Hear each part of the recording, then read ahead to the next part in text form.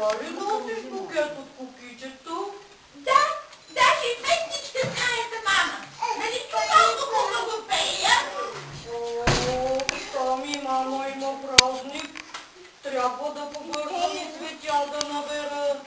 Знаех стихче за мама, но като съм спал, дали не съм го забравил? Чакай, зайче, да помисля, да се опитам да си го припомня.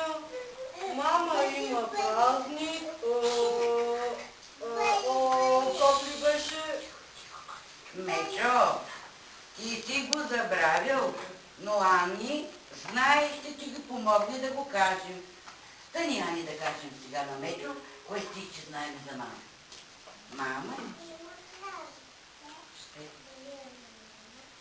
Малко.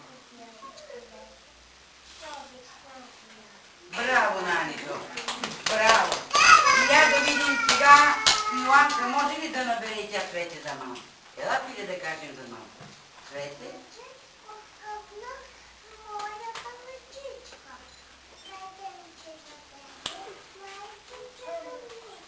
Браво на Миланка! А да видим Стелко какво е направила за мама. Аз попитах мама, как се казва той. Тя отдохна плите, ми отвърна той.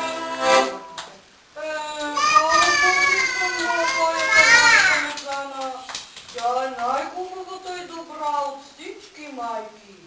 Не, майка е по-хубава. Не, моята е. Не се карайте.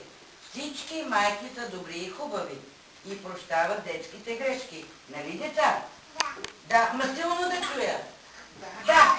Хайде да видим Миланка дали мама е така. Хайде да видим, ще се извиним ли на мама и какво ще каже. Казвам. Аз ли?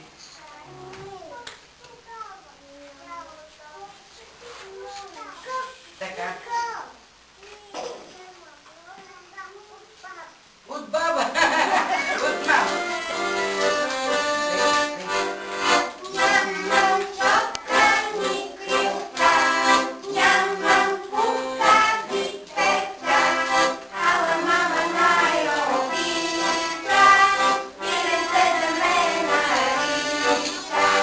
Ала мама най-обича, пилен се за мен нарича. Песента враг.